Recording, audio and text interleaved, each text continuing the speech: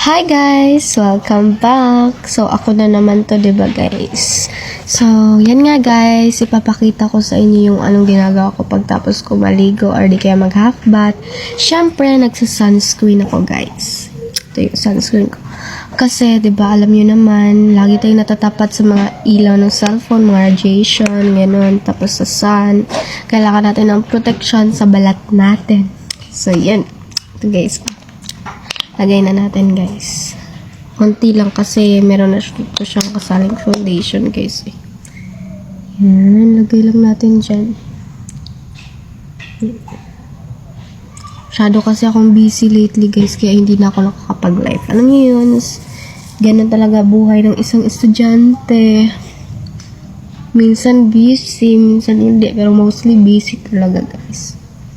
Diba guys, sabi ko sa inyo, may kasali na siyang foundation. Kaya gano'n. Yan. Siyempre, pagtapos nyan guys, bago lipstick tayo. Para hindi naman tayo maputla. Ganda no. Ay!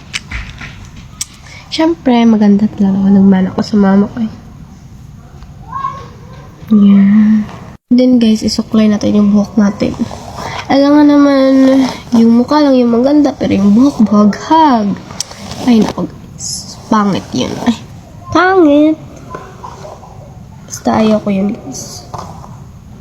Yan. Tapos na tayo.